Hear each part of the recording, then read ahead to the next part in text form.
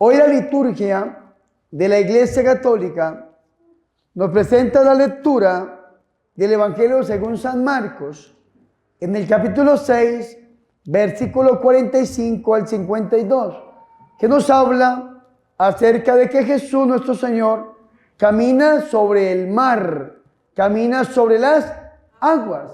Y eso es importante porque mírenme aquí. El mar en la Biblia es símbolo de el mal. Cuando Jesús camina sobre el mar, está caminando sobre el mal. Jesús es el gran vencedor de el mal. Y eso es importante que lo tengamos en cuenta. Recuerden, mis hermanos, que en el capítulo 4 del Evangelio de San Marcos, en el versículo 35, el Señor le da una promesa a sus discípulos. El Señor le dice a los discípulos: pasemos a la otra orilla. ¿Cómo le dijo? Pasemos a la otra orilla. Más fuerte. Pasemos a la otra orilla. Por última vez. Pasemos a la otra orilla. ¿Cómo se llama esto? Una promesa. ¿Una qué? Promesa. Y entonces dicen que despiden a la gente. ¿Quién los despide? Los discípulos. Se suben a la barca, vea qué interesante esto, y empiezan a remar mar adentro. ¿Qué simboliza la barca dentro de la Biblia? La barca simboliza la Iglesia Católica. ¿Qué simboliza el mar? El mal. ¿Y qué es remar mar adentro? Es decir, ir en contra de las fuerzas del mal para poder nosotros hacer la obra del Señor. Vea qué bonito esto. ¿Y qué pasa? El Señor le da una promesa. Y entonces se suben a la barca y el Señor Jesucristo va y se acuesta a dormir. En el capítulo 4, versículo 35 en adelante. El Señor se acuesta a dormir. Y estaba el Señor ahí en popa, durmiendo, muy tranquilo. Y entonces en ese momento se levanta una gran borrasca. Una gran tormenta que arremete contra la barca, arremete contra aquella barca, tanto que la barca se iba a hundir. Ellos pensaban que la barca se iba a hundir y dice que se llenaron de miedo. ¿Qué significa llenarse de miedo? Es decir, dudar de Jesús, dudar de las promesas del Señor. El Señor les había dado una ¿qué? Una promesa. Es importante. Y cuando Dios promete, cumple. Vea que Dios nos ha prometido a nosotros sanación, liberación, bendición, prosperidad. Dios nos ha prometido muchas cosas, pero el Señor promete y se levanta el demonio, se levanta la tempestad, se levanta el diablo. Y a veces creemos que las promesas del Señor no se van a cumplir. Y pasa el tiempo y problemas y dificultades y decimos: pero ¿hasta cuándo, Señor? ¿Cuándo voy a ver a mi familia convertida a tus pies, bendito Rey? ¿Cuándo voy a ver a mi familia verdaderamente, como lo dice la palabra, que si yo creo en ti, seré salvo yo y toda mi casa, Señor? Sin embargo, veo a mi familia y está en medio de una tormenta terrible. Drogadicción, alcoholismo, homosexualismo, lesbianismo y una cantidad de cosas que podríamos seguir nosotros nombrando en contra de la familia. Y sin embargo el Señor les había dicho a los apóstoles: pasemos a la otra orilla. Los discípulos se llenaron de miedo y entonces van y despiertan al Señor y le dicen: Señor, despiértate, no te importa que perezcamos, como cuando nosotros vamos y le decimos a Dios: ¿y por qué permites esto, Dios? Ay, hermanos, a veces somos tan duros con Dios que lo juzgamos. Lo sentamos delante de un tribunal y lo declaramos culpable cuando le preguntamos al Señor ¿por qué? Y no buscamos la voluntad de Dios, no buscamos el para qué el Señor está permitiendo que yo viva esto.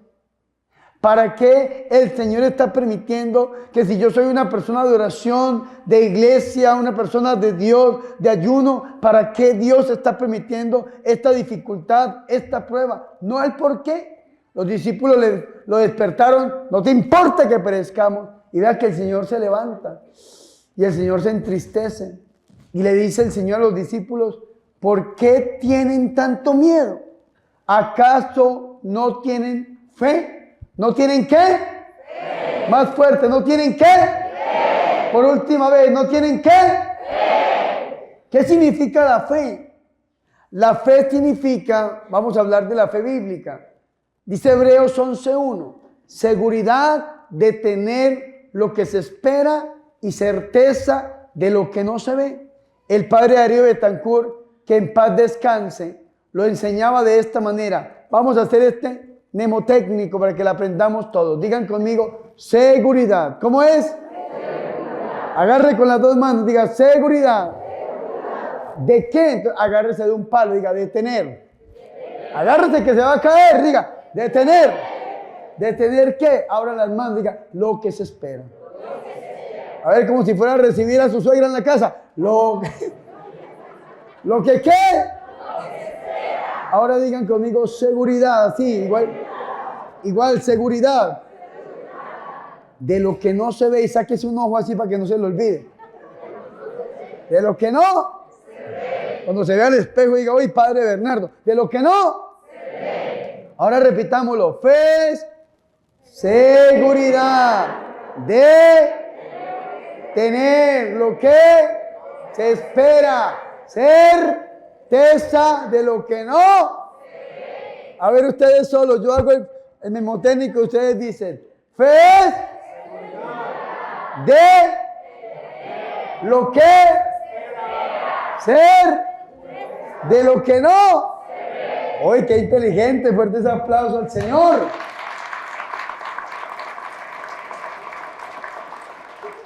Seguridad de tener lo que se espera y certeza de lo que no se ve. Puede que sus ojos humanos no lo vean. Esta barca estaba a punto de hundirse, pero es que el Señor ya había dado una promesa de que iba ¿qué? A pasar a la otra. Y entonces esta tempestad, esta tormenta, ese problema era algo pasajero.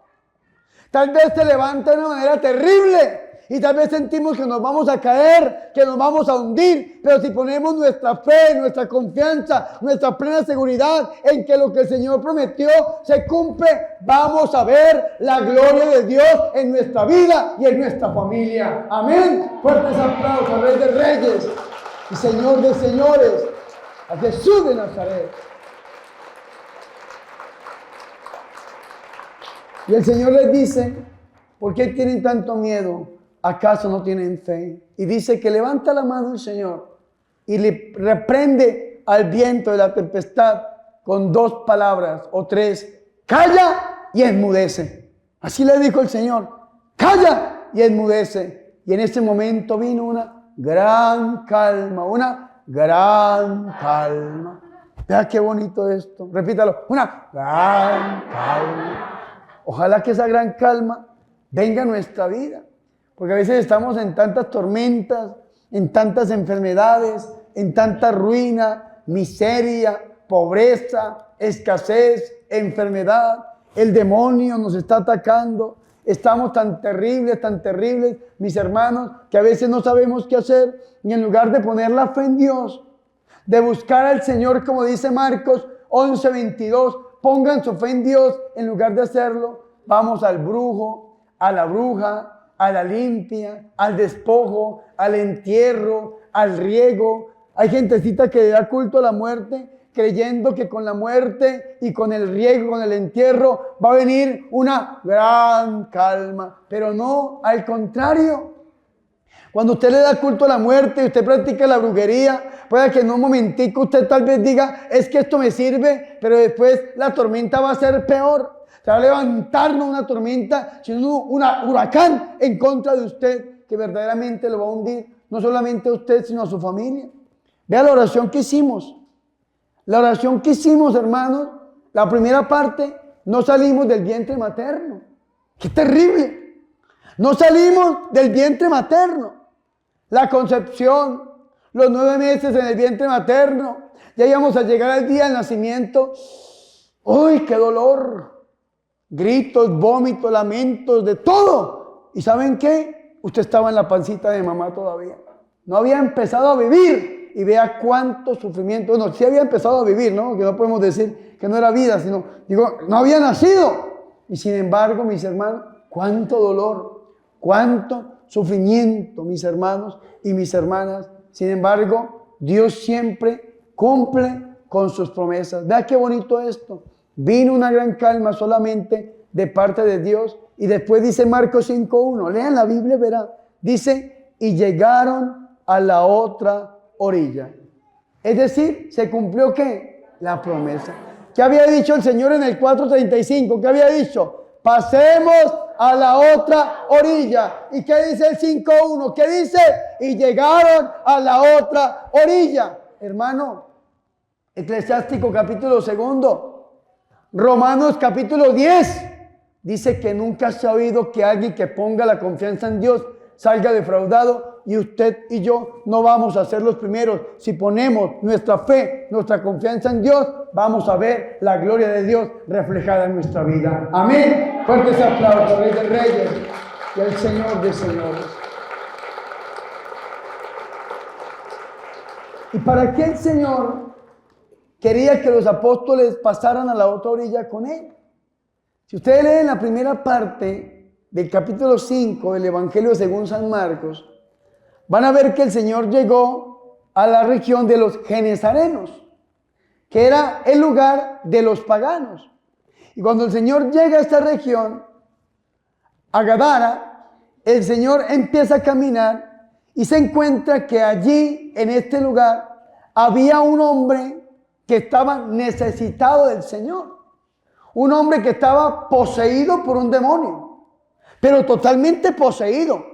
Una posesión total. Tanto que dice la Biblia, lean Marcos 5, del 1 hasta el 20, más o menos, por ahí 20, 21. Lean ustedes y verán que dice que este hombre lo amarraban con cadenas. ¿Y sabe qué hacía las cadenas? Las rompía. Tanto que este hombre no lo podían sujetar con argollas, así como sujetaron a Sansón en el Antiguo Testamento. Cuando Dalila le cortó el pelo y cabello y Sansón perdió la fuerza y lo amarraron con argollas. Y entonces cuando le creció el pelo a Sansón, ¿qué hizo Sansón? Rompió las argollas. Pero vea qué interesante esto.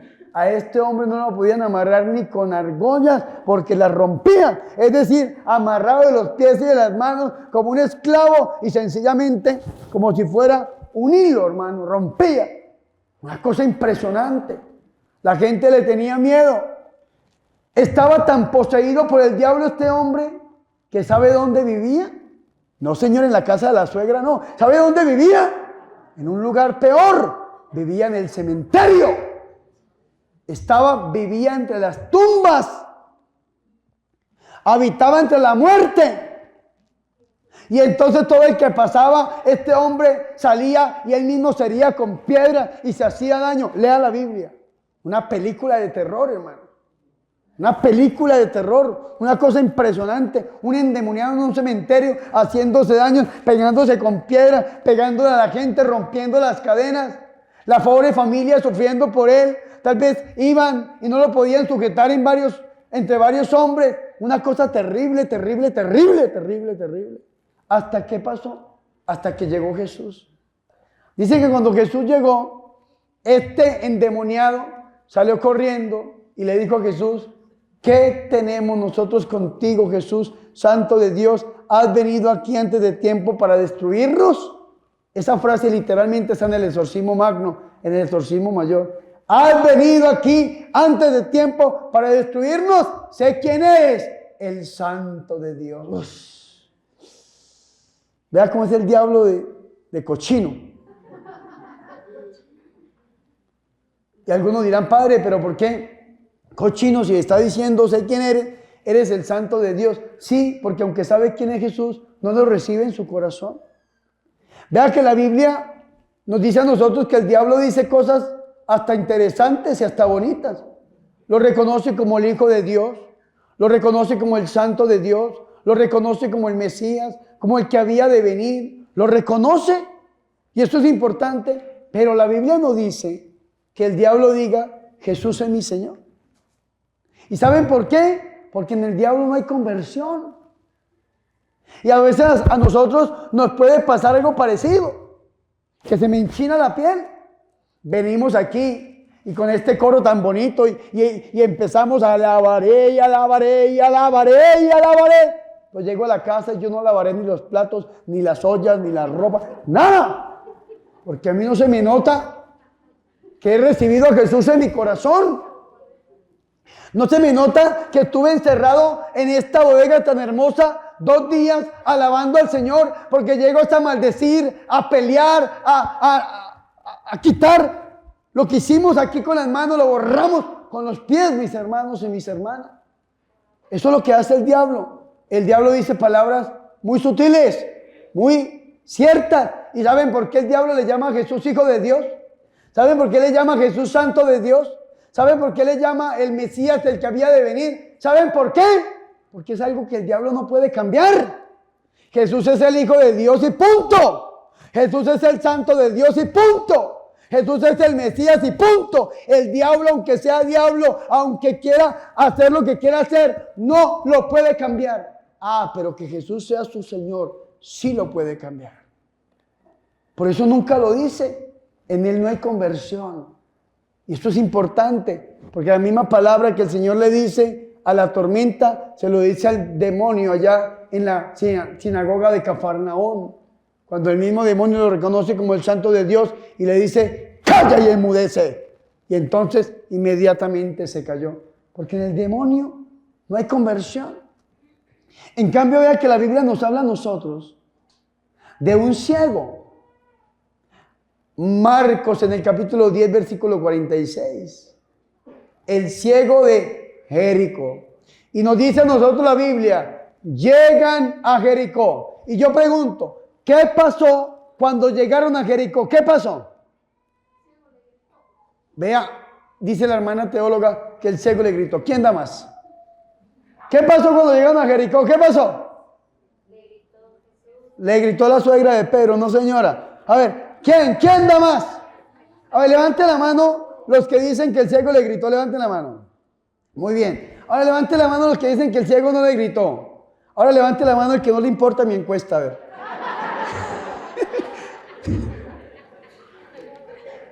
Escúcheme muy bien. ¿Saben qué pasó cuando llegaron a Jericó? ¿Saben qué pasó? No pasó nada. Ustedes tienen razón, por eso ni levantan la mano ni dicen nada. No pasó nada. Porque dice la Biblia, Marcos 10, 46, llegan a Jericó y cuando salían de Jericó. Es importante que lo tengamos en cuenta. Cuando llegó a Jericó no pasó nada, según Marcos, ¿no? Pero cuando salían de Jericó pasó algo importante. ¿Y saben qué pasó?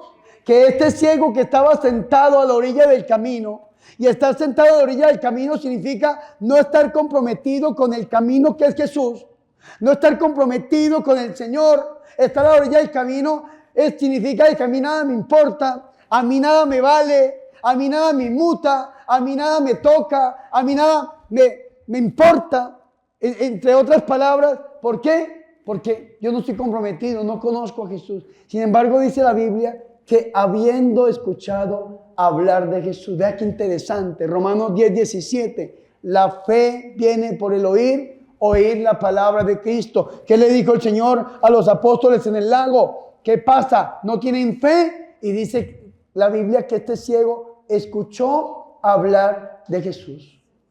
¿Escuchó hablar de quién? De Jesús. Y oyendo hablar de Jesús y sabiendo qué iba pasando, entonces este ciego empezó a decir, escúcheme muy bien, 3 frases: ten compasión de mí, Jesús, Hijo de David. Es importantísimo, mírenme aquí que yo no me quiero perder esta idea porque me encanta. Ten compasión de mí, Jesús, Hijo de David. Primero, estaba pidiendo la compasión. La palabra compasión viene de una palabra griega que es esplagmisomai. Me encanta a mí nombrarla porque me parezco yo como inteligente. Vea, esplagmisomai. Esplagmisomai traduce como un amor visceral, entrañable, bondadoso, un amor de madre, un Dios Padre que ama con amor de madre. Es el amor que lleva a obrar, a salir, a hacer algo por otro. ¿Qué estaba pidiendo el ciego? Que lo amara con ternura, que lo amara locamente, enloquecidamente, profundamente. Eso estaba pidiendo el ciego. Hay 3 palabras que es eleison, piedad, miserere cordis, misericordia, y esplacmisomai, que es el amor visceral, entrañable. Ámame desde las entrañas. Ten compasión de mí. Digan conmigo, Jesús. Jesús. Más fuerte. Jesús. Por última vez. Jesús. Ustedes saben que bíblicamente, hermana, escúcheme, hermana, hermanita, escúcheme. Ustedes saben que bíblicamente, escúcheme, hermana, solamente hay 2 personas en la Biblia desde el Evangelio de San Marcos que llaman a Jesús por su nombre. El primero es el demonio en la sinagoga de Cafarnaún, San Marcos capítulo 1, versículo 22 en adelante. Y cuando le llama Jesús, ¿quién eres? Jesús, el Santo de Dios. ¿Qué le dice Jesús? Calla y enmudece. Porque aunque sabe el nombre, no lo recibió. Aunque sabe quién es, no se convirtió. Aunque sabe quién es, son palabras vacías. En cambio el ciego, hermana, escúcheme. Aunque es ciego, aunque no conoce a Jesús, aunque no sabe quién es Jesús, pero yo hablar de Jesús, lo llama por su nombre. Y en este caso, los que lo mandan a callar, ¿quiénes son? La gente que está al lado. Cállate, no molestes al maestro, le dicen. Como cuando usted se convierte, que usted conoce a Jesús y usted empieza a buscar a Jesús de grupo en grupo, de parroquia en parroquia, de retiro en retiro. No importa el COVID, se encierra 2 días en una bodega con más de 100 personas alabando al Señor. ¿Y qué le dice su familia? Usted está loco, usted está loca. Cállese, entre más reza, peor le va. Vea cómo está, cállese. Me hacen acordar, ¿saben de quién? De la mujer de Job, del justo Job. Job estaba sufriendo, llagado, había perdido todo. Y entonces, ¿qué le decía a la mujer? Maldice a Dios y cállate, le decía a la esposa. Job no maldijo a Dios. ¿Saben qué hizo Job? Maldijo el día de su nacimiento, del dolor que tenía tan terrible, pero a Dios nunca. Y esto es importante. La gente le decía, cállate, no molestes al maestro. Como tal vez nuestra familia nos dice a nosotros, ya deje de rezar. Ya deje de ir a la misa y se nos burlan y se nos ríen y nos persigan y nos injurian y nos ponen el dedo encima y somos la mofa, el oprobio, la ignominia, la humillación de nuestra familia. Y sin embargo, ¿saben qué pasa? Este ciego no deja de gritar. Le dice, ten compasión de mí, Jesús, hijo de David. Y en ese momento el Señor se detiene. Y cuando el Señor se detiene, el Señor da una orden, dice, llámenlo. ¿Qué dice el Señor? Llámenlo. Y en ese momento la gente que le decía, cállate, no molestes más al maestro, cállate, ¿qué le dicen? Ánimo, levántate, el maestro te llama. Porque si tú te sostienes en la fe y tu familia te está diciendo, ya no más, en lugar de darle culto a Dios, dale culto a la muerte, como lo he escuchado yo aquí en México. Que la familia le dice, a usted Dios no le puede ayudar, no le puede hacer nada, y le llevan la imagen de la muerte a la casa para que la gente adore la muerte. Y lo he escuchado aquí más de 100 veces en estos meses y péguele que llevo aquí en México. En lugar, esa familia que se opone a usted, que se ríe de usted, que lo persigue, que lo injuria, ese mismo familiar es el que le va a decir, quiero buscar a Dios contigo. Al Dios que tú le sirves, al Dios que tú has puesto la fe, a ese Dios yo le quiero servir y tú y tu familia se van a convertir al Señor. Amén. Fuertes aplausos al Rey de Reyes, al Señor de Señores, a Jesús.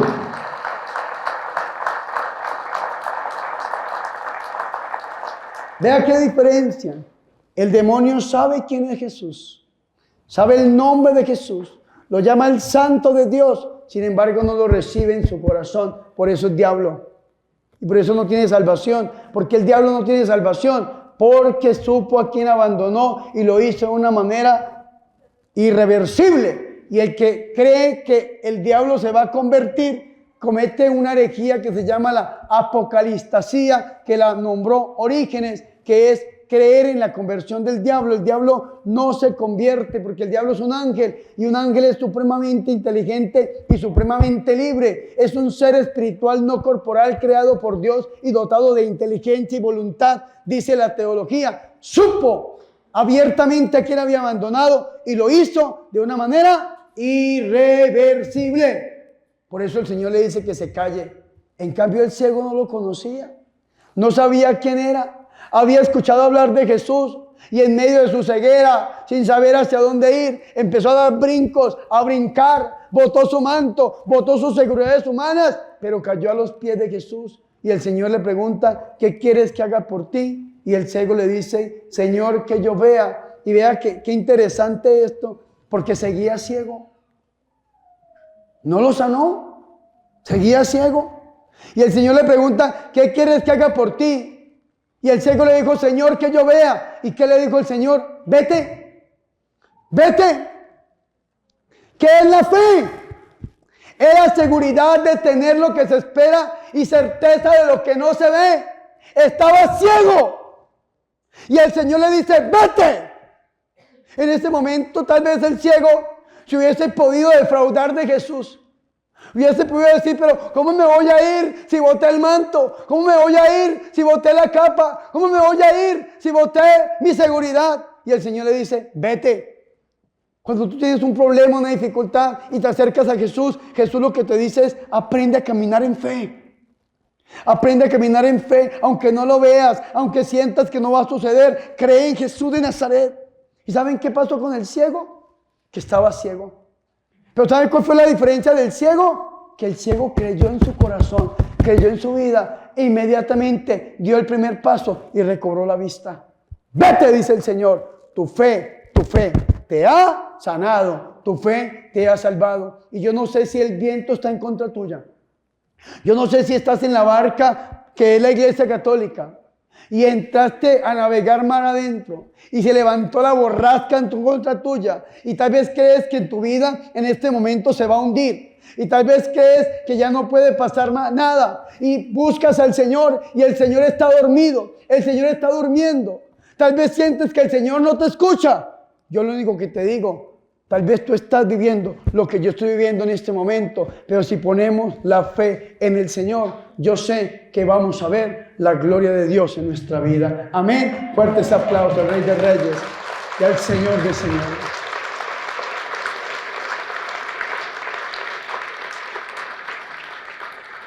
Esto es impresionante, mis hermanos y mis hermanas. Esto es impresionante, porque esta persona que estaba ahí en el cementerio, que está ahí a los pies de Cristo, el demonio está reconociendo a Jesús como el Santo de Dios y el Señor lo está expulsando. Vete. Y entonces, ¿qué le pide este demonio a Jesús, que le dice que eres una legión? No me eches de esta región. No me eches de esta región, le dice, porque los demonios son territoriales. Ustedes no han visto que hay una manera de pecar dependiendo del estado, de la ciudad, de la calle, del lugar. ¿No han visto eso? Y aquí se aloja tal grupo de narcos, y aquí se aloja este otro grupo, y aquí entonces viene la prostitución, y aquí viene entonces matan de esta manera, asesinan de esta manera, hacen esto de esta manera. ¿No han visto eso? Que los demonios son territoriales. No me eche de la región. Y entonces, ¿qué hizo el Señor? Vea qué interesante, una enseñanza. Había una piara de cerdos, una piara de cerdos, y el Señor les permitió ir ¿a dónde? A los cerdos. ¿Qué simbolizan los cerdos en la Biblia? El cerdo simboliza el pecado mortal. De los 7 pecados capitales, el de lujuria es un cerdo. El pecado mortal, eso simboliza el cerdo en la Biblia. El pecado mortal. Lucas en el capítulo 15, versículo 16. El hijo pródigo estaba cuidando cerdos y se estaba alimentando de la comida de los cerdos, de la algarroba de los cerdos. ¿Qué significa esto? Decir de que ya no hay nada más que hacer, de que usted ya no puede cambiar. Padre, que tengo un vicio de que ya no lo puedo cambiar. Yo soy drogadicto, soy alcohólico, soy desordenado en mi sexualidad, en mi vida. Tengo amante, tengo novio, tengo novia, tengo querido, querida. No lo sé, pero yo no puedo cambiar. ¿Saben qué significa esto? Alimentarse de las algarrobas de los cerdos. Porque el cerdo en la Biblia significa el pecado mortal, impureza. Y eso es impresionante. Había allí una piara de cerdos.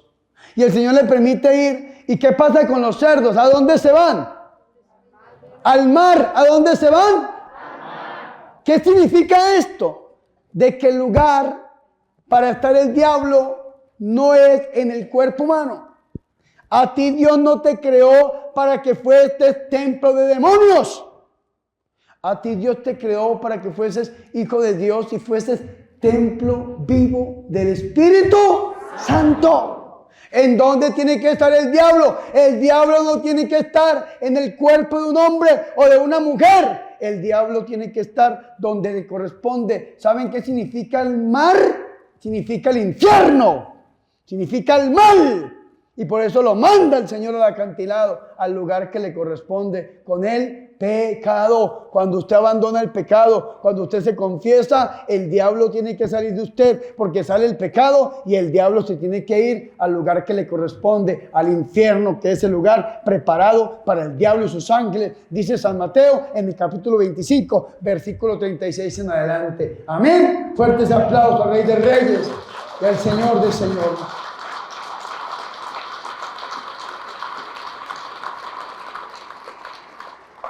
Y hoy el Señor, que es el gran vencedor del mal, nos enseña que Él camina sobre las aguas. Y esta vez es diferente, porque en Marcos 4:35 el Señor permite que los discípulos despidan a la gente y se van todos. Esta vez el Señor los manda adelante y Él es el que despide a la gente. Y después de despedir a la gente, el Señor empieza a caminar sobre el mar, sobre el mar.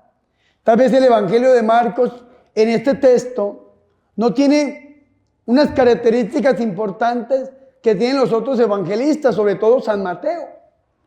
San Mateo tiene 28 capítulos, la mitad de 28 es 14 y 14, 22. San Mateo 14, 22, búsquelo, porque algunos dirán, ay, este padrecito parece colombiano, los colombianos se inventan unas cosas.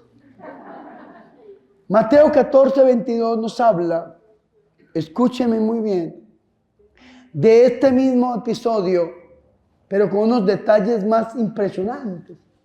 El Señor envía a sus discípulos, dice que la noche para el judío se divide en 4 partes.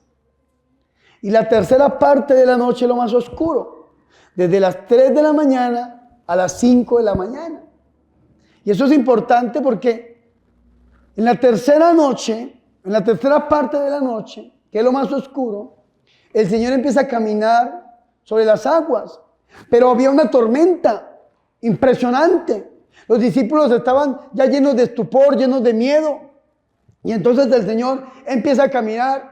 Y dicen que cuando los discípulos ven al Señor caminando sobre el agua, yo me imagino a Jesús, ¿no? Así camina, así como yo, caminando sobre las aguas, porque es que no todo el mundo camina sobre las aguas. Estaba el Señor caminando sobre las aguas.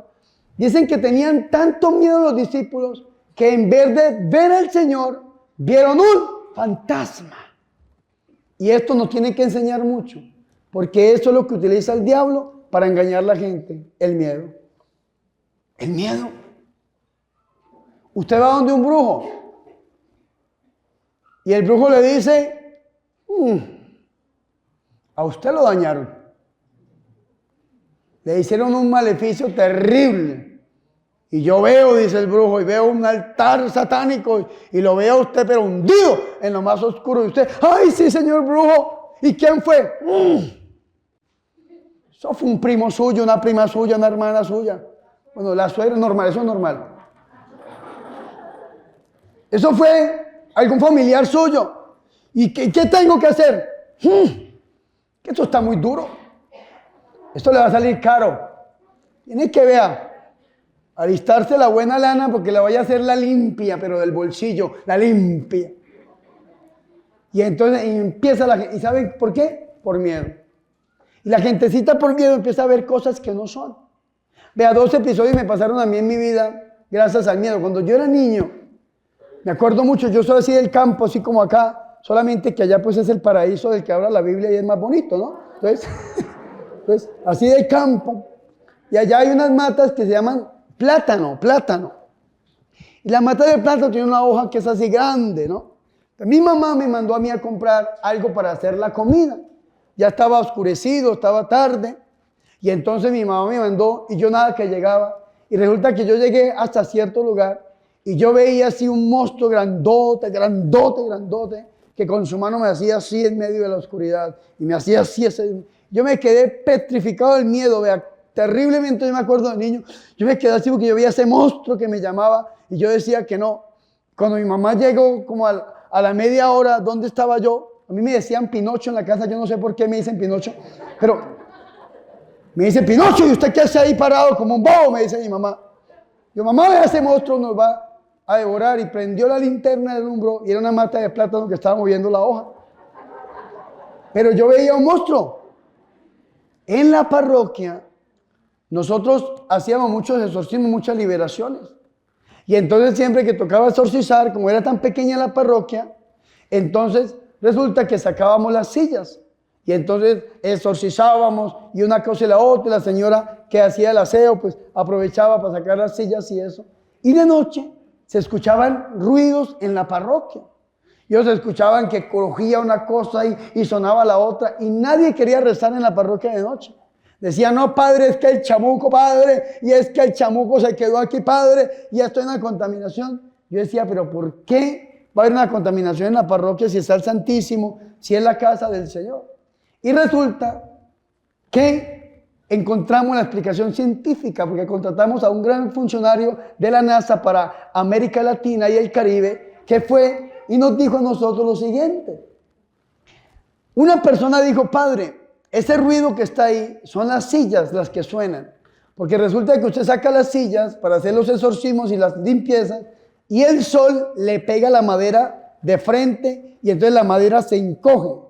Y cuando usted entra a las sillas a la parroquia y llega el frío de la noche, entonces la madera se desencoge. ¿Sí? Y eso es lo que suena, me decía el hombre. Y las pobres viejitas allá llenas de miedo decían una, ay padre, es que yo sufro del problema de los 5 dedos. ¿Sí lo conocen? Ay padre, yo tengo el problema de los 5 dedos, padre. Me da miedo. Y no querían rezar las adoradoras cobardes estas en la noche. Antes de buscar la explicación sobrenatural o preternatural, tenemos que buscar la natural. Y a veces nosotros le echamos la culpa al diablo de una cosa y la otra cosa, y entonces de hecho se aprovecha el demonio para que nosotros veamos fantasmas. ¿Cuántos de nosotros vemos fantasmas donde no los hay? Ciertamente existen, pero ¿cuántos de nosotros? A mí cuando niño me daba mucho miedo cuando peleaban los gatos, por no decir otra cosa. Uy, ¿cómo suena eso de horrible? Y yo me metía en mis cobijitas y yo, bendito, no los quiero por eso. No, yo amo los animales, pero uy, que me da un miedo terrible esos gatos. Hoy en día yo me pongo a ver, digo yo, es que están jugando los gaticos. ¿Sí me hago entender o no? Explicaciones naturales. ¿Qué hizo el Señor? Caminó sobre las aguas. ¿Y qué veían los apóstoles? Un fantasma. Y yo me imagino esos 2 apóstoles abrazados, lean la Biblia, abrazados y gritaban de miedo creyendo que veían un fantasma. Imagínense ustedes 12 aquí servidores y que esté ahí un demonio y ellos abrazados y gritando de miedo. No, pues tan varones. Vea qué interesante esto. Abrazados y gritaban de miedo. Es un fantasma. Y el Señor dice una frase que aparece 365 veces en la Biblia. Una para cada día del año. Dice, no tengan miedo. ¿Cómo es? No tengan miedo. Más fuerte. No tengan miedo. Por última vez. ¿Ustedes escucharon hoy la primera lectura? Que está tomada del capítulo 4, versículo 11 al 18 de la primera carta del apóstol San Juan, donde nos habla del amor y dice que en el amor no hay miedo, en el amor no hay temor, porque el amor perfecto echa fuera el miedo. En lugar de tener miedo, tenga fe. En lugar de tener miedo, tenga amor. Hay padre que es que me están embrujando, no tenga miedo. Hay padre que es que el infierno se abre frente a mí, no tenga miedo. Usted está con Dios. El que tiene que tener miedo es el diablo, porque usted ya conoció a Jesús. El que tiene que tener miedo es el diablo, porque usted ya descubrió quién es. Usted ya descubrió que es hijo de Dios, templo vivo del Espíritu Santo, y el diablo sí tiene que tener miedo. Dicen algunos predicadores que cuando un cristiano comprometido se levanta, se despierta y se arrodilla, en el infierno empiezan a sonar las alarmas que dicen danger, danger, danger, peligro, peligro, peligro. Se ha levantado este cristiano y está orando, y delante de un cristiano orante, el demonio tiene que huir. Amén. Fuertes aplausos, Rey de Reyes y Señor de Señores, Jesús de Nazaret.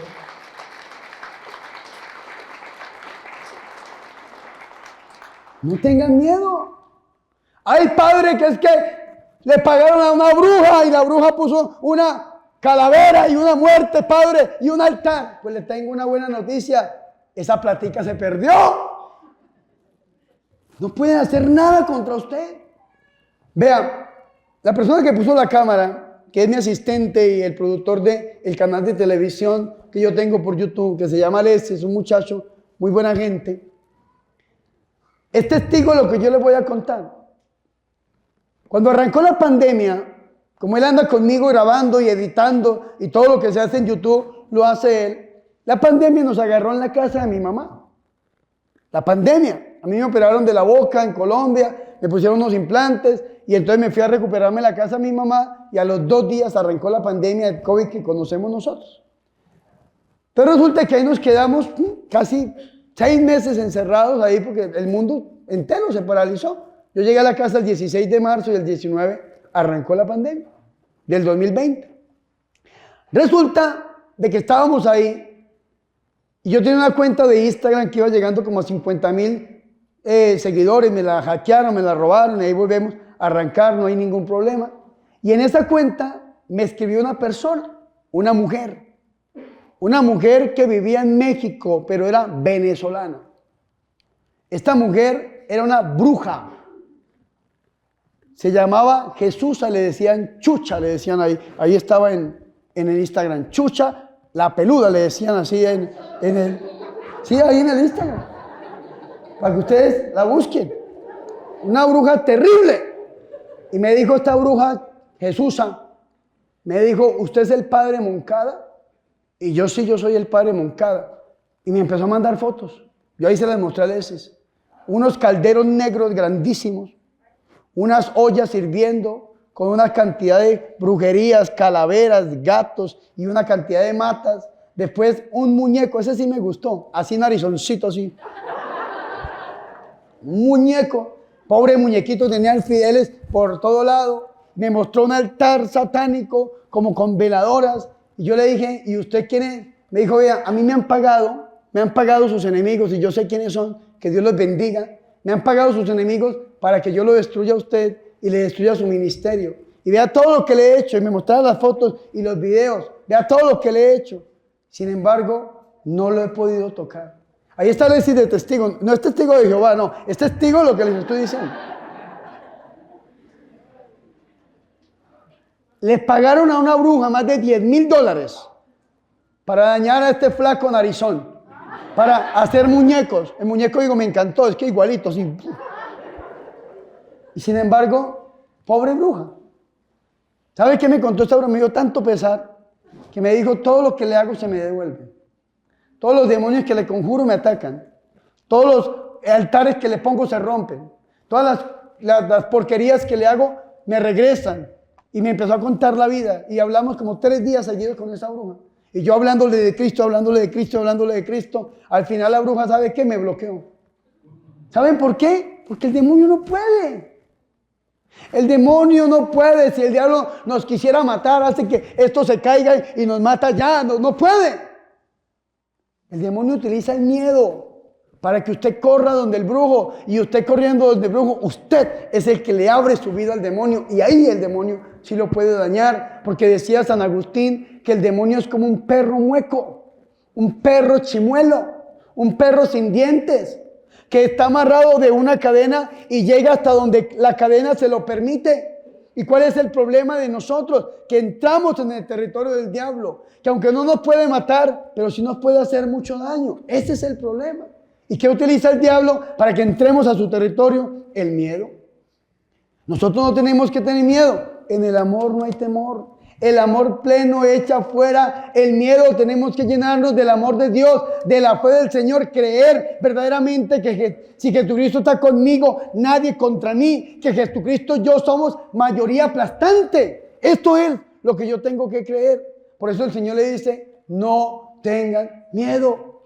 No tengan miedo. Soy yo. Y entonces en el Evangelio de Mateo, Marco no lo tiene, Pedro le dice, Pedro, Señor, si eres tú, mándame a caminar sobre las aguas.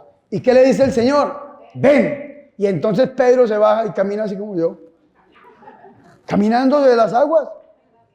Me dijo un amigo, órale, chido, caminando sobre las aguas. Pero ¿sabe qué? Que Pedro cometió un error.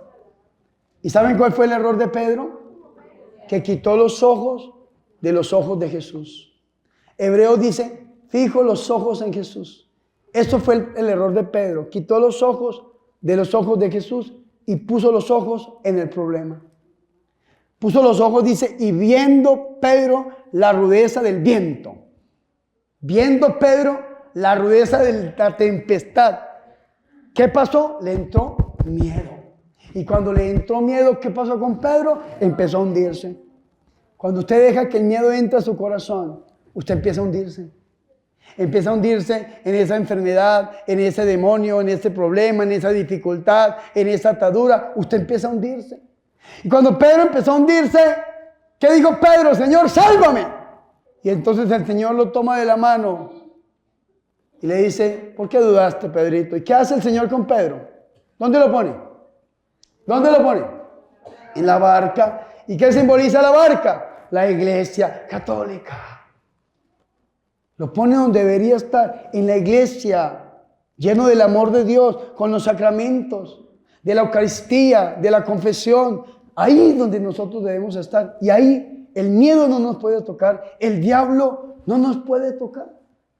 El Evangelio de Marcos nos dice a nosotros, mis hermanos, que cuando el Señor llega a la barca, entonces le da una orden. Calma, soy yo, no tengan miedo. Y se acercó a la barca y el viento se calmó. Ahí es donde se calma el viento, la tempestad, en la iglesia. Fuera de la iglesia no se puede. Usted tal vez quiere que venga una gran calma, pero la está buscando en la limpia. No.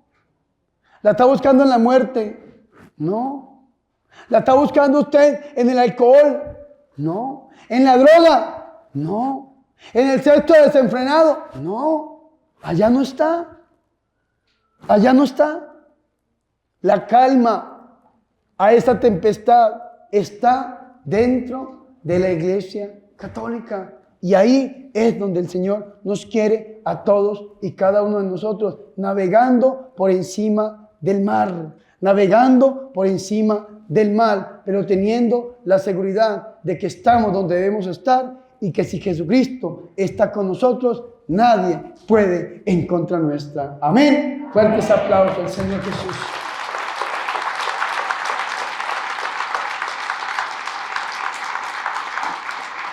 Por eso yo los invito que a través del corazón de la Virgen María, nosotros entremos en esa comunión con el Señor y le pidamos a nuestra Madre que ella sea la que nos tome de la mano y nos lleve a su Hijo Jesucristo.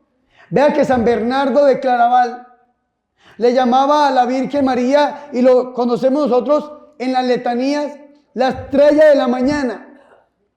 ¿Qué significa ser estrella de la mañana? Cuando una persona se adentraba al mar, un marinero, Por lo general, por la oscuridad y por la falta de tecnología, de brújulas y todo lo que conocemos, los radares que conocemos hoy en día, el GPS o como lo quieran llamar, tendían a perderse. Cuando se adentraban al mar, tendían a perderse. Y entonces, ¿qué hacía un marinero, un navegador? Ponía su mirada en la estrella. Y cuando seguían la estrella, así como los reyes magos o los sabios de Oriente seguían la estrella, llegaron hasta el puerto seguro. Llegaban al otro lado del mar sin perderse. Esto es lo que hace la Virgen María. Cuando decimos en la letanía, estrella de la mañana, ruega por nosotros, significa que ella es la que nos lleva al puerto seguro, que es su Hijo, nuestro Señor y Salvador Jesucristo. Ojalá que hoy, tomados de la mano de nuestra Madre Santa, nosotros también naveguemos sobre el mar, pero que lleguemos al puerto seguro, que es Jesús de Nazaret. Gloria al Padre, al Hijo y al Espíritu Santo,